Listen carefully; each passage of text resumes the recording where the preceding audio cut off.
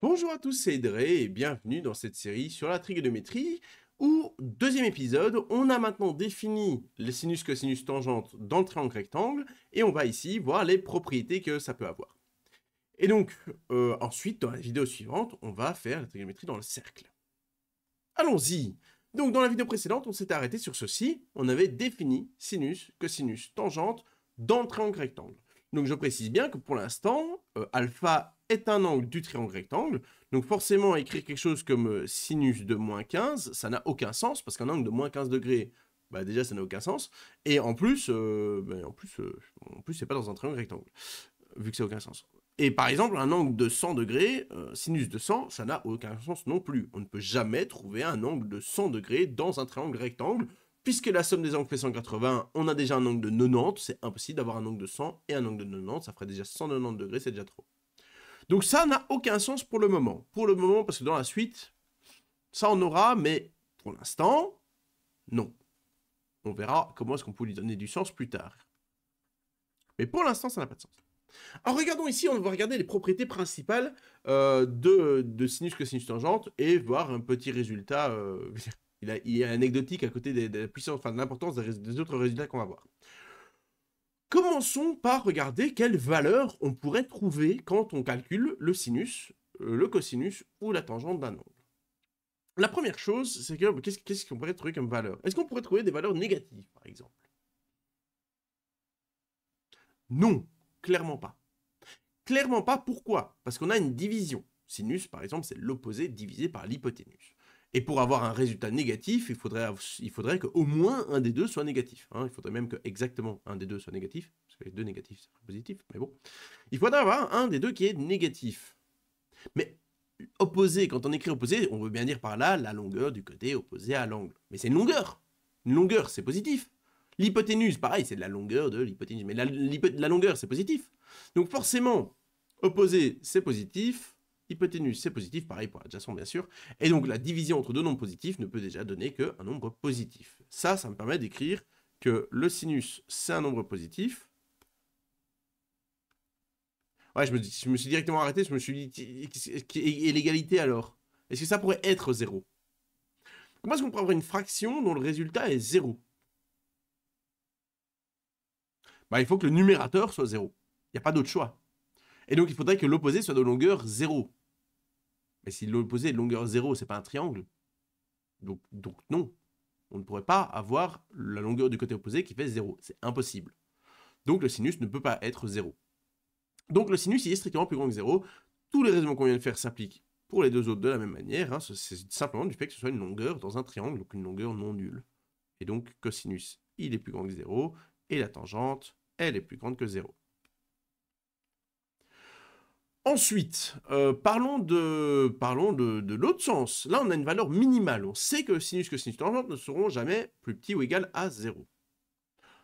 Mais est-ce que ça peut valoir tous les nombres au-dessus? Eh bien, non. Il y a une autre propriété qui vient jouer.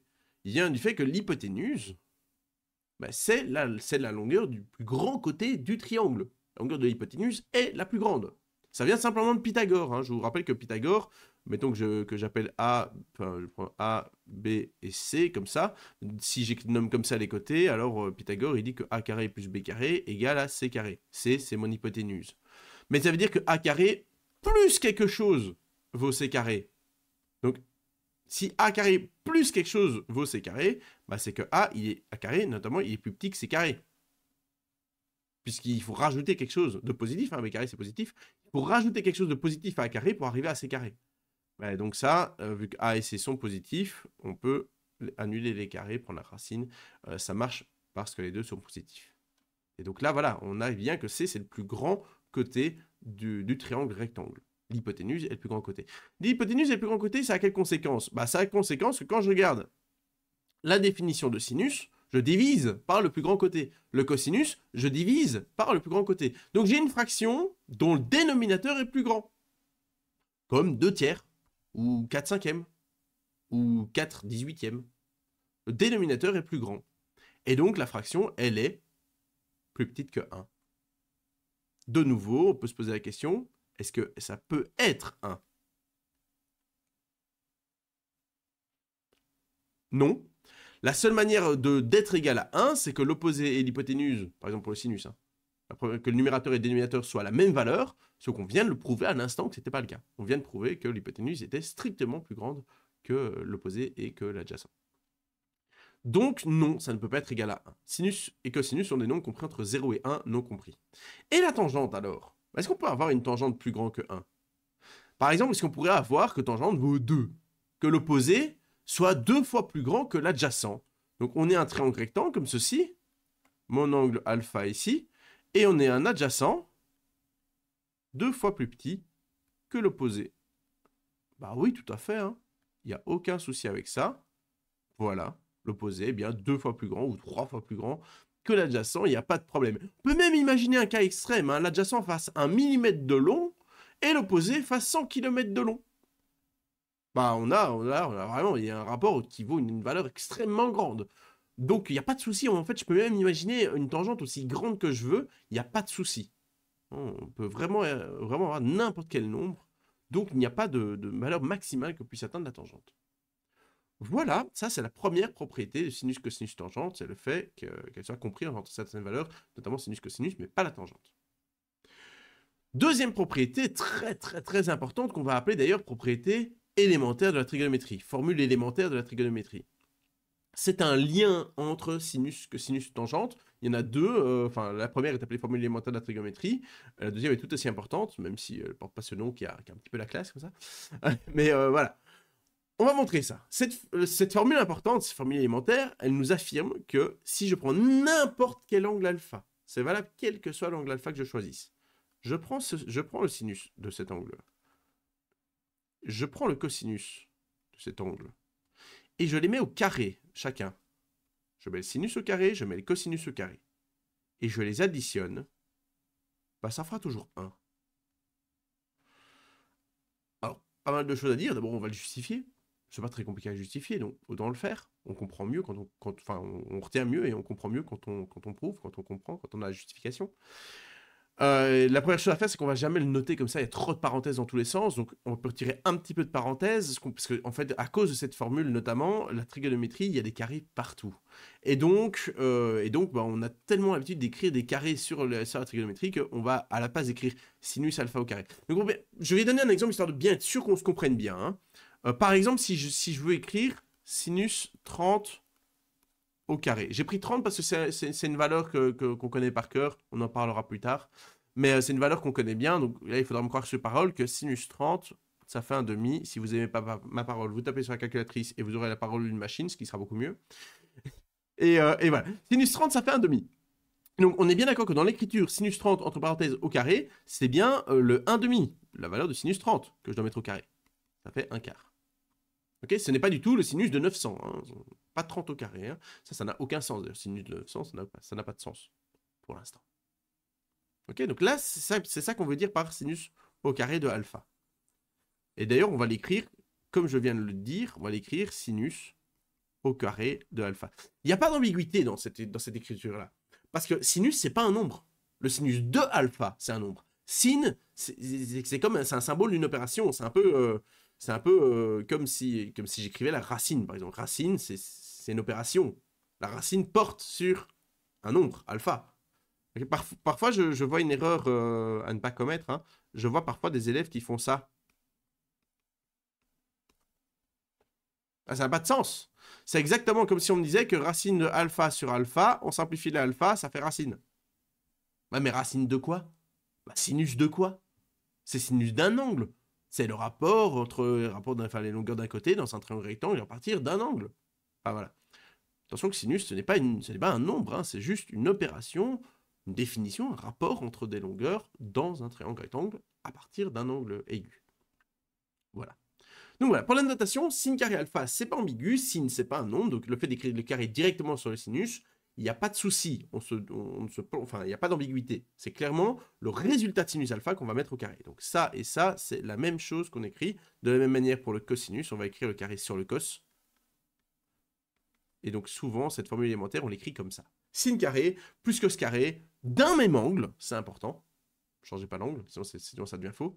Ça vaut 1. Alors, bah, c'est très facile à prouver en fait, c'est vraiment très facile. Il suffit de se souvenir ce que ça veut dire le sinus et le cosinus, et c'est fini. Bah, presque. Il y a Pythagore, tout le monde connaît Pythagore. Regardons ça, on va faire un petit dessin. Je vais remplacer mes ABC par la position des côtés par rapport à alpha. Hein. Donc, par exemple, lui, c'était l'opposé. Lui, c'est l'adjacent, sous-entendu par l'hypoténuse. Et lui, c'est l'hypoténuse. Et donc, il suffit de se souvenir ce que veut dire sinus. Bah, sinus, c'est opposé sur hypoténuse. Et on a dit que c'était le carré du sinus. Donc, sinus, c'est opposé sur hypoténuse. Sin carré, c'est donc opposé sur hypoténuse au carré. Pareil, c'est le carré du cosinus. Le cosinus, c'est adjacent sur hypoténuse. Bon, bah, calculons un petit peu.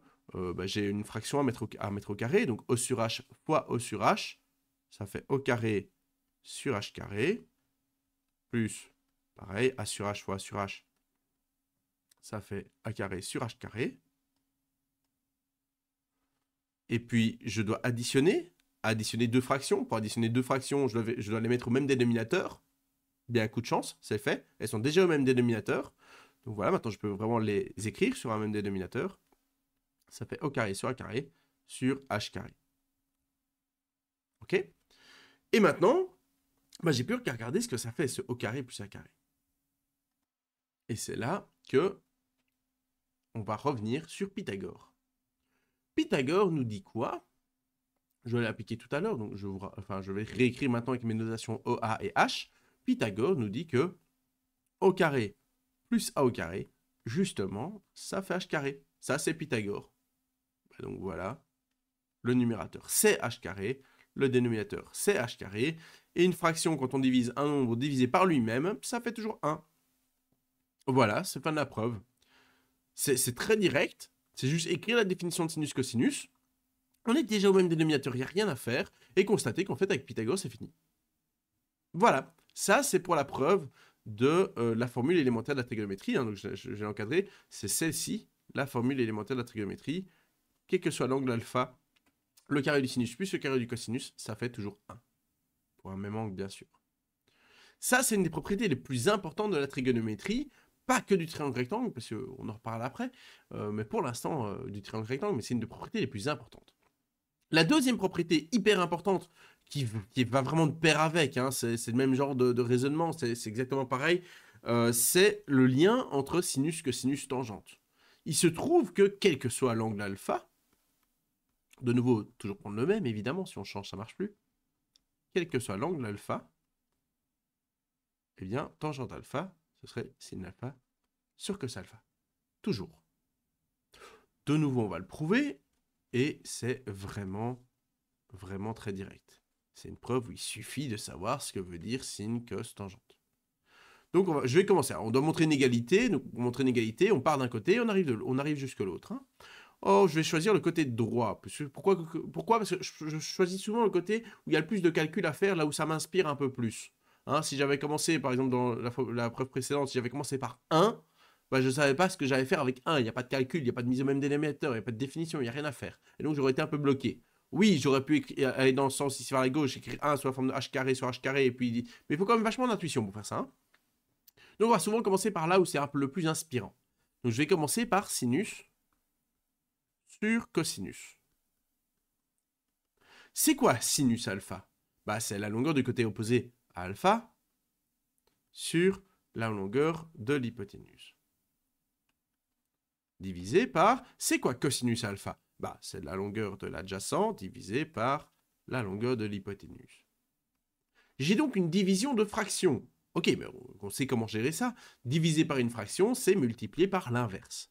Donc, à la place de diviser la fraction du haut par la fraction du bas, je vais multiplier par son inverse. Et il se trouve que les h se simplifient. Et ça fait donc O sur A. Et O sur A, c'est quoi? Bah, c'est la tangente. Et voilà, c'est prouvé. C'est très simple à prouver. Pour moi, ça fait partie du genre de preuve, il faut comprendre. Si je vous dis formule élémentaire de la trigonométrie, vous devez penser juste Pythagore. C'est juste Pythagore. Sinus sur cosinus égale tangente, c'est juste que les h se simplifient, parce que c'est O sur A sur H, ça simplifie. Le fait d'avoir ça, vous n'allez pas juste retenir des nombres. Je dis retenir des sin sur cos égale tangente, des trucs comme ça, sans comprendre ce que c'est le sinus, la tangente, sans faire le raisonnement de dire ah oui, ok, c'est bien, je divise, ça simplifie, ouais, ok, d'accord. Sans faire ça, c'est une horreur. Et c'est là qu'on commence à les emmêler, à se planter, à mélanger, et ça ne va plus du tout au final. Voilà, on a vu 3 propriétés importantes, il en reste une 4e pour cette vidéo. Donc la première, c'est le fait que sinus soit compris entre 2 valeurs et la tangente est juste positive, mais pas comprise, on a aussi justifié qu'il n'y a pas de valeur maximale atteinte. Sin carré plus cos carré, ça fait 1, c'est la formule élémentaire de la trigonométrie, et le lien entre sin cos et tangente, c'est tangente égale sin sur cos. Tout ça étant valable quand il y a un angle alpha fixé. Le même angle alpha pour les 3 dans les 2 formules. Ok, dernière propriété. Eh bien, c'est pas une propriété. On a fini les propriétés vraiment de sinus que sinus tangente, mais c'est plutôt une petite application dont on aura besoin pour la suite, parce qu'en fait, dans la fin de la vidéo, on va revenir sur les formules sur le triangle quelconque. Il y a 3 formules, dont une qui parle de l'air. Mais pour arriver à celle-là en fin de chapitre, je veux dire, il y a besoin de la faire en début de chapitre. Donc, niveau importance, on va diminuer, mais drastiquement. Mais en même temps, ça fait une belle application. Donc au final, c'est pas mal, même pour manipuler une première fois sinus que sinus tangente, etc. Bon, forcément, ici, pour manipuler, ce serait bien de faire des exercices et des exemples, mais ici, c'est pas le but des vidéos. On en fera sûrement plus tard, mais dans un premier temps, on va se concentrer sur la théorie. Voilà le résultat. Alors, je vais dire ça avec vous bien posément. Donc, le but, c'est de calculer l'aire du triangle. On a déjà pas sur hauteur, hein, divisé par 2. Mais voilà. Donc, on a l'aire du triangle. Alors, lisons ça. Donc, on parle d'un triangle, hein, soit un triangle. Remarquez bien qu'à aucun moment dans ce lancé, on va parler de triangle rectangle.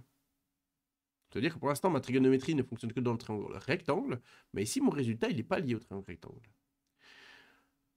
Donc, on connaît deux longueurs, B et C. Alors, je précise qu'importe le nom, hein, si vous avez envie de les appeler A et B, vous les appelez A et B. Si vous voulez les appeler G et Marcel, vous les appelez G et Marcel, il n'y a pas de problème.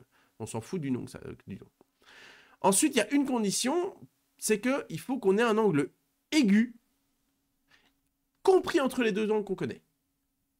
Donc, c'est vraiment cette configuration-ci, un angle que je connais, compris entre 2 côtés que je connais. Quel que soit leur nom, on s'en fout. C'est pas les noms qui sont importants. C'est un angle que je connais, compris entre 2 côtés que je connais. Dans cette preuve, on va les appeler alpha, B et C. Mais on aurait pu changer que ça n'aurait rien changé. Notamment, vous pouvez choisir, je sais pas, dans un autre triangle, quelqu'un aurait pu dire, ah, moi j'appelle lui B, lui je l'appelle C, lui je l'appelle A, et puis lui c'est mon angle alpha, puis lui c'est mon angle gamma, voilà. Et ça marche au théorème, il n'y a pas de problème. Il aurait aussi pu avoir que son angle gamma, il est compris entre B et A. Il n'y a aucun souci. C'est même pas le même angle du triangle, on s'en fout, c'est un angle compris entre 2 côtés qu'on connaît. Et bien voilà, on dit que l'aire c'est 1/2 B fois C fois sinus alpha. Alors je précise, 1/2 fois, multiplié par 1/2, c'est divisé par 2. Donc si vous préférez écrire B fois C fois sinus alpha, le tout divisé par 2, faire le tout divisé par 2 ou le tout fois 1/2, c'est la même opération. Donc je vais à chaque fois, moi je vais plutôt écrire fois 1/2, comme ça il reste un peu devant le calcul, c'est plus élégant. Hein, avoir une longue barre de fraction pour écrire un petit 2 au dénominateur, c'est un peu moche. Mais à part l'argument du moche, c'est pas moins bon mathématiquement. Hein. Donc là, moi j'ai tout le temps utilisé fois 1/2, mais c'est tout. Allons-y. On va faire la preuve, qui est de nouveau une belle application de ce qu'on a fait juste avant. L'idée, c'est quoi? Bah, c'est que l'aire d'un triangle, on connaît déjà, c'est base fois hauteur divisé par 2. Donc, ma base, l'aire, je veux dire, c'est base, c'est fois hauteur, bah, je connais pas la hauteur. On va tracer. Hop, on va lui donner un petit nom, h. C fois h, divisé par 2, j'ai dit que moi j'écrivais fois 1/2, mais vous pouvez écrire divisé par 2 si vous voulez, c'est pareil. Ok, et en fait, la seule question, c'est que, et là où est pratique cette formule dans les utilisations de la trigonométrie, c'est que cette formule d'aire ne dépend pas de la hauteur. Parce qu'il faut bien se le dire que quand on mesure des distances entre 2 étoiles, la hauteur du triangle, on l'a pas.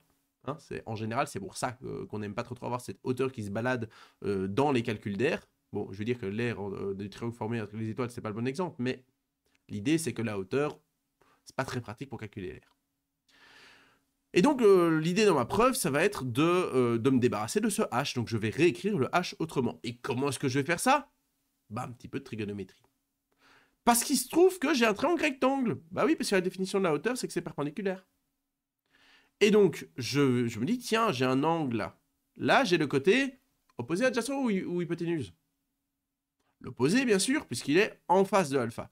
Et là, j'ai un côté opposé adjacent ou hypoténuse? Hypoténuse, vu qu'il est en face de l'angle droit. Et donc, j'ai un angle opposé hypoténuse. On réfléchit dans ce quatuor, opposé hypoténuse, on trouve le sinus. C'était écrit là, vous avez gagné. Donc, le sinus de alpha, c'est l'opposé sur l'hypoténuse. Donc, j'isole H, hein, c'est H que je veux, je l'aime pas lui, enfin, voilà. Et donc ça fait B fois sinus alpha. Pour me débarrasser d'un divisé par B, je fais fois B. Et donc ça veut dire que dans ma formule d'air, maintenant, je ne vais plus écrire H. Donc là, j'ai recopié le début, 1 demi fois C, fois H, et H, on a dit que c'était B sinus alpha. Et voilà, fini. C'est la formule qui était là. C'est tout. C'est juste qu'on a pris base fois hauteur divisé par 2, et on a juste exprimé H en fonction d'un angle et d'un côté. Et du coup, on a une autre formule pour l'air. C'est une belle application parce qu'au final, c'est vraiment... Il y a une longueur que j'aime pas parce que je la connais pas, la hauteur. Qu'est-ce que je fais? Je regarde dans mon triangle, je construis un triangle rectangle, la hauteur crée un triangle rectangle, et je me demande simplement, tiens, qui est l'opposé, qui est l'hypoténuse, etc. Ah, du coup, je prends quelle formule de trigonométrie? Bah, le sinus, et c'est fini. C'est vraiment un raisonnement très, très, très standard dans les applications. Et bien voilà pour cette vidéo. On a vu les 4 propriétés, le fait d'être compris entre certaines valeurs, la formule élémentaire de la trigonométrie, le lien entre sinus, cosinus et tangente, et une formule d'air qui est plus une application sympa, mais dont j'aurai besoin pour la suite, si vous avez besoin d'un partie sur les triangles quelconques. Voilà, et bien je vous retrouve pour une prochaine vidéo. Dans la suite, on va faire tout ce qui est les angles, maintenant, angles réels. On va parler de sinus, cosinus, tangente d'un angle réel. Ça veut dire on va s'autoriser même des nombres négatifs, etc. Enfin, il va se passer des choses, parce que pour l'instant, un angle avec une amplitude négative, c'est quand même vachement bizarre. On va en parler, mais bon, pour l'instant, on n'y est pas. C'est pour la vidéo suivante. À bientôt, portez-vous bien.